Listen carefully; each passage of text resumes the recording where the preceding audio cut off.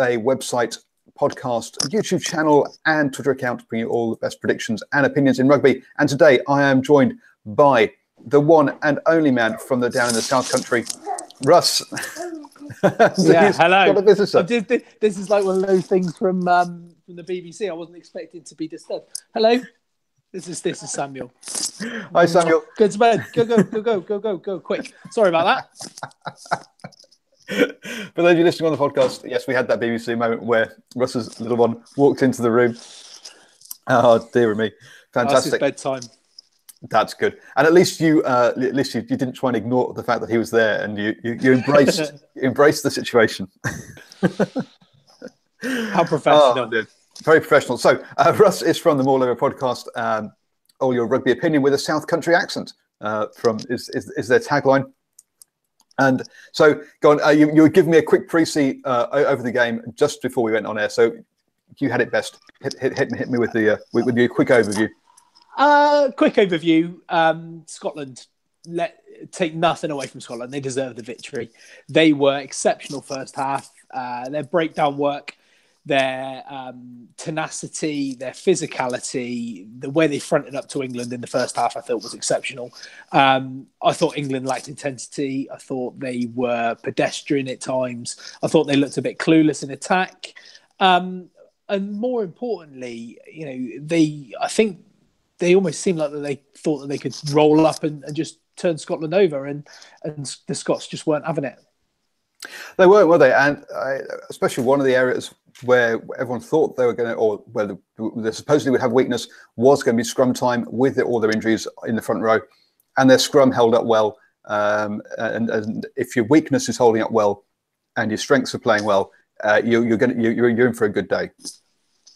Yeah, and I mean there weren't a huge amount of scrums in the game really, but they fronted up, and I thought the area where Scotland were going to struggle, if anywhere, would be in that ball retention and physicality with the England pack, and they beat us up. They were much better than us on the day up front.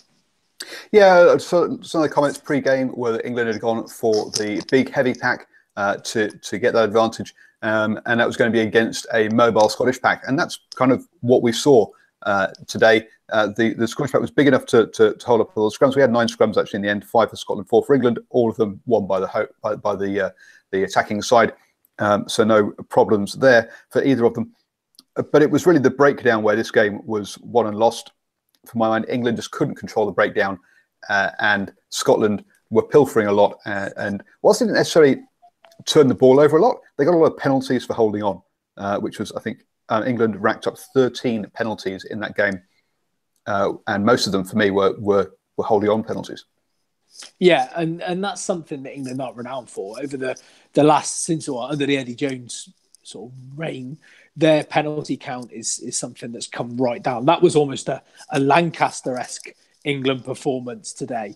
One thing I will say is, whilst the Scots were very good at the breakdown, I know there was a lot of no tackler release, and there was a lot of people coming in from the side. And I thought, and I'm not going to criticise Nigel Owens and say that he's the reason that England lost, because England lost because Scotland were better than them. But there were a lot of instances that Nigel got things wrong, in my opinion. Nigel's known for letting a lot go, letting teams get away with a lot at the breakdown if he doesn't feel it's altering the kind of flow or the dominance of that breakdown. I mean, one of the points he's made quite a few times is that he could blow every single breakdown. There's an infringement every single time, and so he lets quite a lot go.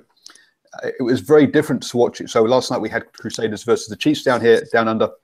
And the interpretation of the breakdown was chalk and cheese. Down here, with the new law variations, they were very clear that if you're not the first person there, you're not allowed to put your hands on the ball. And a lot of the time, the second person there in Barkley was doing exactly that in this game. And I'm not saying it's right or wrong, or I'm not saying that Owen's got it wrong, but what I am saying is that you've got to adapt to the referee and play the rules play the way he's interpreting the rules, and England didn't. And if either of these teams come across a Southern Hemisphere ref, it's going to be a bit of an eye-opener for them. Yeah, and I think as we build towards the World Cup, there's going to be a lot of that. As the summer tours, autumn internationals, and then into next year, who the referee is going to have to take a lot into consideration when teams are prepping for World Cup matches. It is, and I guess in some ways the Northern Hemisphere teams are lucky that the two best referees in the world at the moment are Barnes and Owens, who are both Northern Hemisphere refs, one English, one Welsh, obviously. So perhaps advantage Ireland in that sense going into the Rugby World Cup. John Lacey isn't. Little tangent there. I've not seen the Ireland Wales game, so if there's any comments about that, then feel free to make them. But I will not have any knowledge to put into that. I'm going to watch that straight after we've finished here.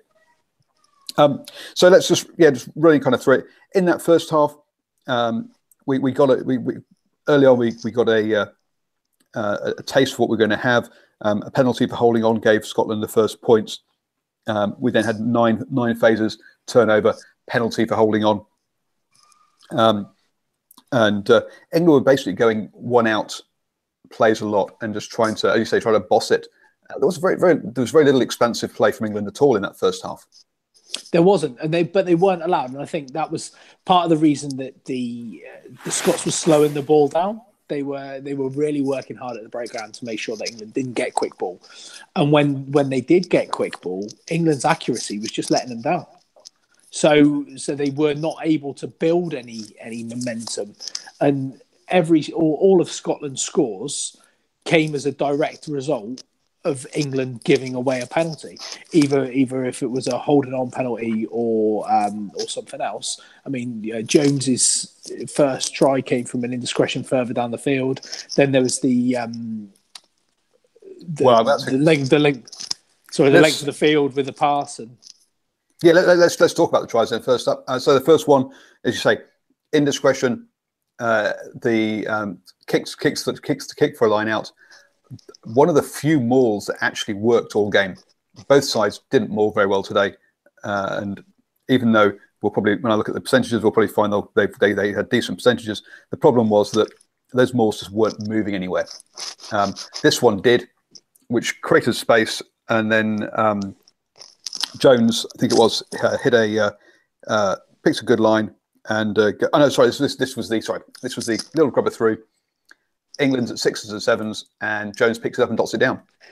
Yeah, I mean, but the irony is in the build-up to that try, Joseph was offside, or Farrell was offside in the midfield, so the Scots had a penalty, yet England allowed them to carry on with the maul. Now, in that situation, if they've already got a penalty, just sack them all down. Just tie it up, sack it down, give away the penalty already. It's already gone. The fact that the maul got so far meant that the defence was disorganised. It was all a bit of a mishmash. Owens got in the way in the build-up and made it a little bit more confusing. Flat pass, little grubber, wrong-footed Watson, and Jones was in for the try. Yeah, good point about that. We're talking is smart play. There is what you're talking about, isn't it? That if you've given that penalty, then make sure it's given rather than playing advantage for 5 minutes and giving the opposition two shots at it. So that's what it wasn't very smart play by England a couple of times. We had that one. We then went into a bit of a kicking battle that really went nowhere, and until England decided to take a quick line out. Now we're talking. We know Scotland are trying to play at pace, trying to control the game at pace. England generally want to play a slightly more structured game, and then they go and take a quick line out. To me, it felt like not clever play, the wrong option, considering your game plan.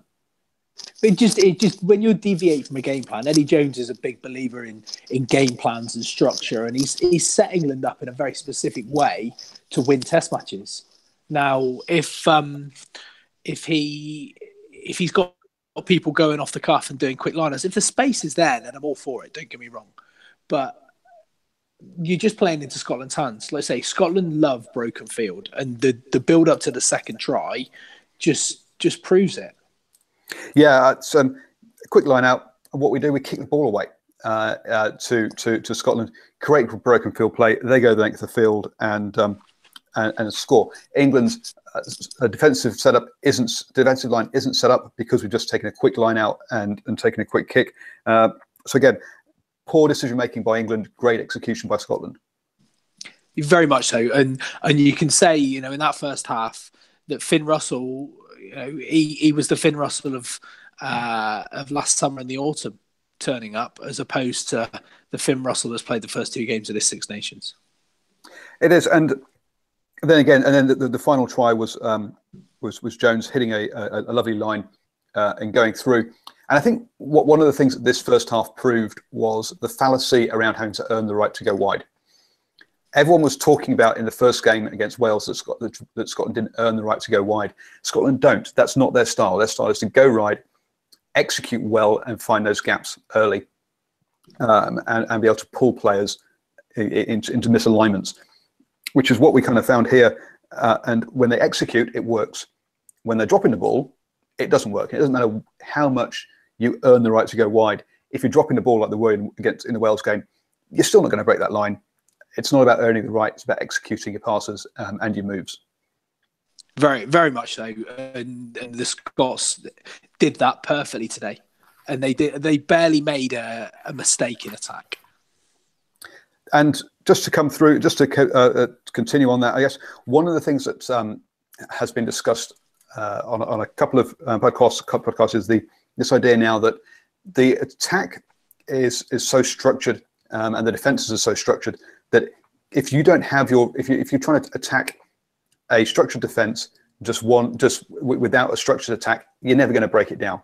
So a lot of teams find that actually after the first 4 or 5 phases, the attack structure tends to break down, and at that point you're having a problem breaking down a defensive structure. So actually you're best off going wide and running your moves off first, second phase, because you've still got the players in the right-ish positions to do those.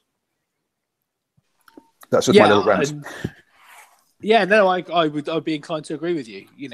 How often, and again, England proved that today. How often can you just run 1 out, 2 out, straight down the throats of a Scottish defence? You've got to look to do something different. Yep. And when I looked at the stats at half time, to me, the only one that really stood out was clean breaks. Scotland had 5, England had 1. Everything else was pretty much even. And that came down to basically shows that execution was the difference. Come the second half, England's intensity was much better. I mean, they camped in the Scotland's half early on, phase after phase. And then we got we got the try then of a nice move. A move we saw actually last night, again in the Crusaders Chiefs game, was you have your line out, you go have one phase in the middle of the field and go back to the side of the line out and find that actually the defence have already spread right the way across the pitch and have left gaps. And a lovely line by Owen Farrell. It's something that he's added to his game. It was said before in the analysis and the build-up that he's adding facets to his game all the time, and he really is turning into, if he wasn't already, a world-class player. He's scoring tries, he's picking lines now, whereas he was very much looked at as that distributing 12. I think he's now looking, and he proved it against Wales, where he's looking to pick gaps, looking to run holes as well. And I think it's to his credit that he's improving at the rate he is. Yeah, distributing / defensive 10 kind of was kind of a bit kind of Johnny Wilkinson style, or an English, I guess, fly half style of fly half. Then in that second half, I mean, basically the clock, England just couldn't break down Scotland. They only really got 2, only really caught them twice, which was basically 2 intercepts. The first one called back when Danny Kerr broke. I was a bit surprised by that because Owens hadn't called advantage. Nope. And to me, and this is going to be the one actual point, my one refereeing issue actually with the whole game, was, I don't think Nigel Owens was going to blow that until he saw that Scotland had been intercepted. I think he was going to let play go on and not even call advantage. And like you said, if he likes to let the game go on, he likes to do that, that style. Then he needs to stand by it. Not if he's gonna call advantage, call advantage. If he thinks that Launchbury is infringed, if he doesn't think Launchbury is infringed, and Scotland then throw an interception next pass later, you can't then call it back by saying, "Oh yeah," because that play is long gone. Yep, agreed. I think that showed his inconsistency there around letting too much go at the breakdown. So I think personally, I think that was a bad call. He should either have called advantage earlier and probably stopped other things, or have let Danny Care go. Agreed. And one more slight point on Owens, and this will be my last bit, because I think he's a top class referee. I've always enjoyed watching him. I enjoy the way he referees games. I've got no problem with that. But I don't know how many times he called use it to Laidlaw in the back, and I know we talk about it on our podcast that Laidlaw is pedestrian when it comes to getting the ball out of the back of mauls and stuff and rucks, but saying use it, and the ball was there for a good 3, 4, 5 seconds still, and he did not penalise him once. And what's the point in saying use it? You may as well just keep it there. Well, the word use it means you have to use it within 5 seconds. That's the law. So it's when I've heard someone say use it and they say use it again. You're like, well, what was the point of calling it the first time? The whole point of the use it is you have 5 seconds now, and the clock starts ticking. So to me, I thought it was 3. Sorry. Oh, maybe maybe I'm wrong. I thought it, but it's either 3 or 5 then. So you've got to, but where you hear it said twice, that really does that annoys me. I just wonder what they're doing. Then we had the second break. Courtney Lawes big hit sends the ball flying backwards. Owen Farrell and Anthony Watkins kicks it on. Owen Farrell scores a try. We all go, yay! Coffee flies and beer flies everywhere, and we come back to see that Courtney Lawes knocks it on. There was only one way or the one reason the ball ended up in the place that it did, and that's the fact that Lawes knocked it on. And I didn't even raise a smile as soon as I saw them go through. It was a lovely bit of football and a good finish between Watson and Farrell, but I knew straight away there was no way the ball could have travelled that sort of distance without it being smashed on by Courtney Lawes. Oh dear. I thought Courtney Lawes had a pretty decent game. He was hobbling around a bit, so I'm surprised he lasted the whole half. Just kind of dive into some stats at this point. Amongst England's forwards, Launchbury 13 tackles, Itoje 11, Courtney Lawes 10, Rob Shaw 11. And between those 4 players, they only missed 3 tackles. So 4 players who really have stood up. And in Rob Shaw, someone who's answered a lot of these critics. I think they all had decent games defensively. They did, because the tries and the holes came elsewhere, but it doesn't fill me with excitement, that back row, and we want, not that Barkley and Watson and Ryan Wilson does, but you think when Underhill came on, we looked more balanced.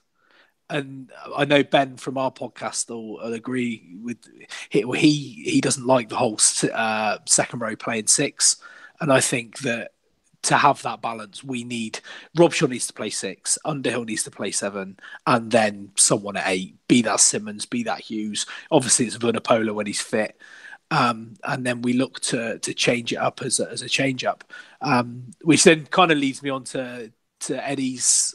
Just keep the camera. Leads me on to Eddie's replacements or finishers to a certain extent. Richard Wrigglesworth is not someone you want to bring on when you're chasing the game. He is a great 9, a system 9, a box kicking 9. He is not going to unlock a defence when you're trying to do something. It's almost like Laidlaw and then having Price. We had the wrong way around. Yeah, and I think that's something that yeah, I've heard you guys talk a lot about is your bench your next best players, or is it a different position now? And is the bench a separate position that is actually a finisher position rather than just your next best players? And it looks like Eddie Jones has gone away from has basically used a label rather than actually really meaning what the label means. He hasn't actually. I mean, Ben Teo again. I'm not sure Ben Teo's he might be a finisher if you're in the lead, but he's not a finisher if you're trying to chase a game. And that, you hit the nail on the head there, is then if you're in the lead. If you're in the lead and you're trying to close down a game, which you could forgive Eddie for thinking that they would be in that position today, then it's not a bad way to go about it. But if you're chasing a game and you're bringing on Teo, you're bringing on Wrigglesworth, I mean, I would say no. I mean, I'm a massive fan of Jack Nowell, but is he that spark? Is he that replacement to get you back into a game? And it's that kind of mentality where you're almost saying, well, we're going to be in the lead. We're going to be in a good position after 60, 65 minutes. We can then shut up shop and go again. Yeah, I mean, Jack Nowell does bring energy, to be fair, to the game, which he can do. But again, would you want Johnny May fresh and against going quick against tired people? It swings and roundabouts. There's different. They both bring different things. Talking about talking about those replacements. None of the Scottish replacements did. I mean, Nell did well in the scrum, but apart from that, none of them really stood out for me. But the other one that just, you say, Underhill played really well until he decided to put the shoulder in, and then picked up the yellow card. I think, yeah, I'm not going to argue that it wasn't a yellow card because you can't. It was a no arms tackle and he led with the shoulder. However, there was a certain angle where you see that what he actually tried to do was bring his right arm up and get underneath the ball. But what happened is he actually got it too close to himself and he left himself in no position to even look like he was making a tackle. If he tried to wrap his other arm, his left arm around while he was doing the right arm sort of smuggle, then great. But he got himself in an awful position and, he got what he deserved. Yeah, he was trying to bounce the ball out or bash it out. But yeah, and he got it. Yeah, you say he got it totally wrong. Just what I want to think actually was, since we were talking about Curtly Laws earlier, he also had the top penalty count with 3 penalties, which isn't great. On that side of things, and then I think chasing the game, we're down to this. I think it was like 4 minutes left, 4 minutes left. Penalty in front of the post, and Wigglesworth takes a tap. I was like, no, kick to the corner, maul, try, and start again. I think that was the wrong decision there. Again, a poor decision making by England. It typified England's performance today. And if that was Danny Kerr doing that or Ben Youngs, you could probably understand the mentality because that is their game. And potentially, if it was Danny Kerr coming on after 65 minutes, that could well have been a try. But it wasn't. It was Richard Wrigglesworth. Yep, and he needs to know who he is. Just a fun comment in the live chat. Joshua goes, Ben Teo has been shown up for what he is, a blindside flanker masquerading as a midfield back. No vision, no skill, no speed.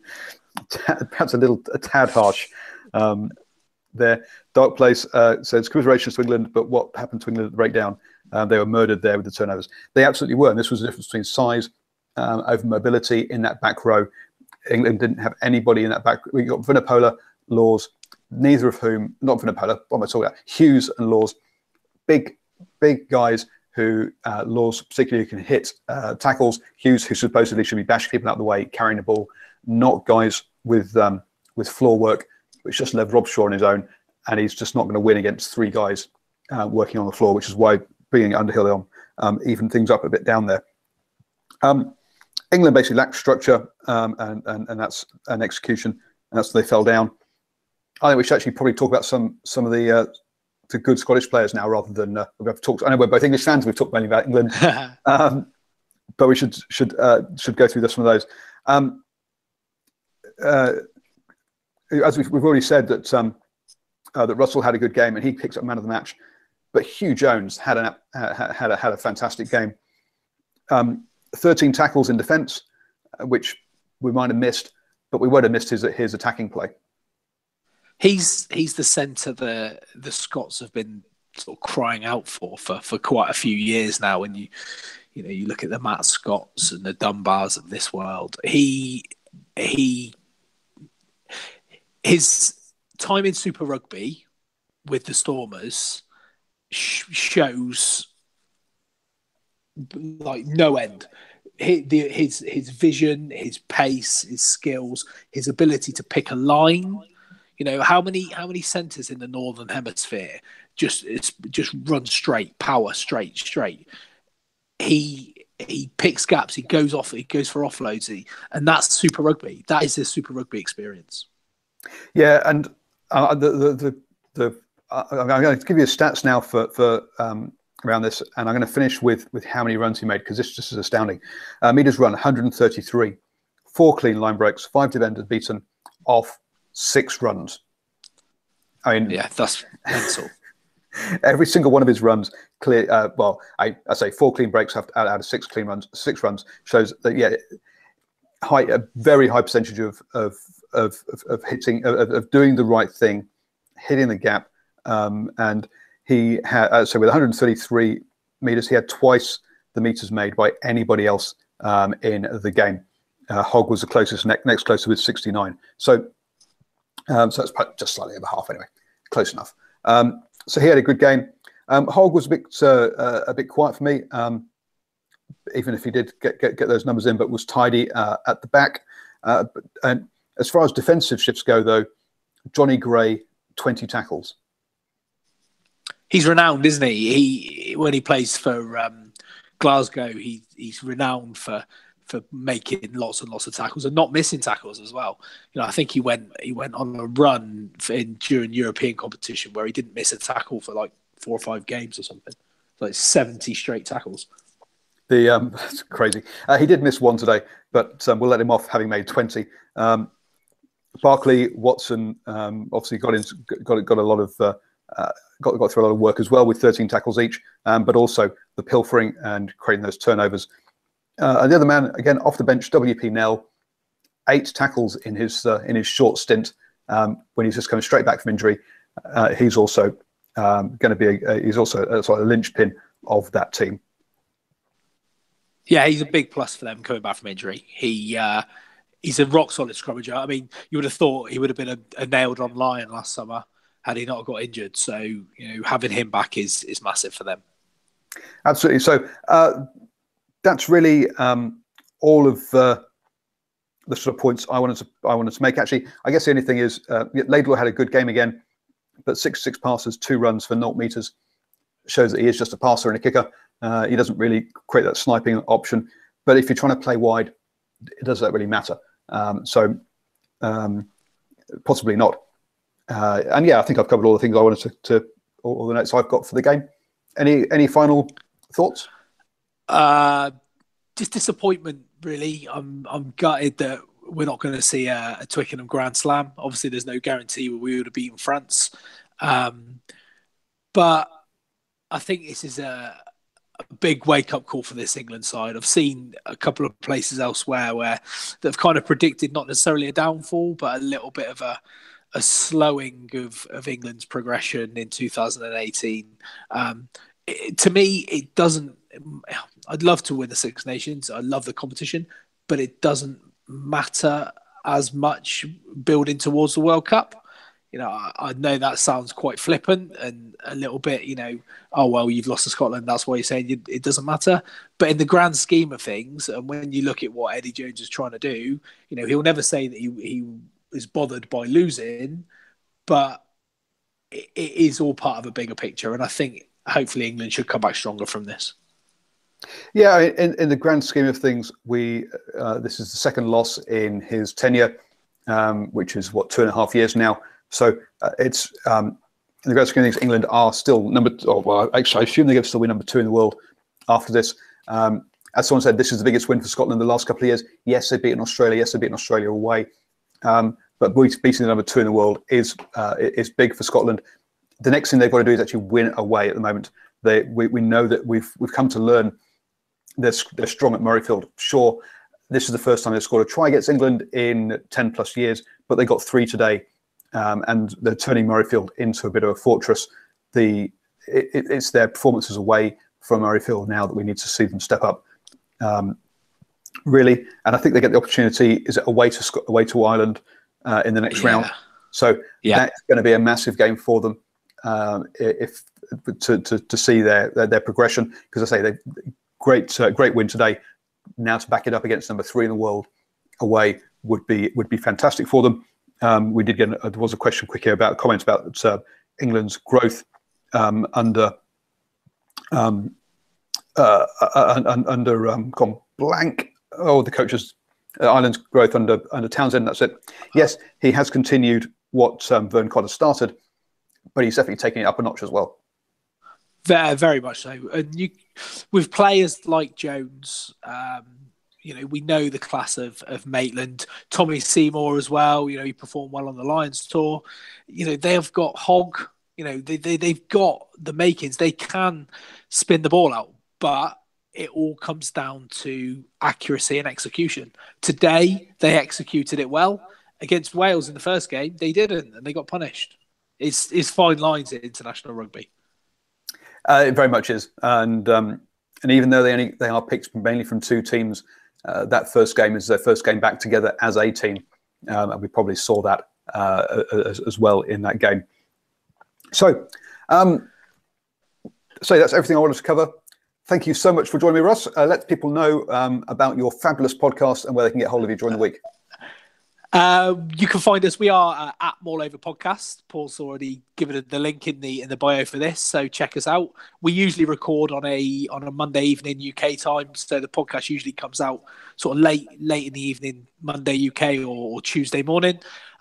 We talk about most things of either Premiership across the main part of the season and the European competitions, and obviously Six Nations and internationals and stuff when they're on, all with a West Country accent, as Paul so rightly said. And we're just a group of fans. We like to have a chat. We like to have a bit of a giggle. We like to have a bit of rant about random stuff. And we like to think we're a little bit different to some of the other podcasts that are already out there. Fantastic, and it's one of the ones that's in my phone every single week. I listen to every week. So obviously, I'm Paul, the guy behind DrivingMaul. At DrivingMaul on Twitter is where I live, so you can always talk to me there. If you're watching the recording, there is a face there now that you can click on to subscribe to my YouTube channel, and there's a box there with my latest video. So please do go and click on both of those. If you're listening to the podcast, don't forget to subscribe in your favourite podcasting app. Give us that 5-star review. Other stars are available, but why would you want to? So thank you very much. And as Russ would always say, go well. Go well.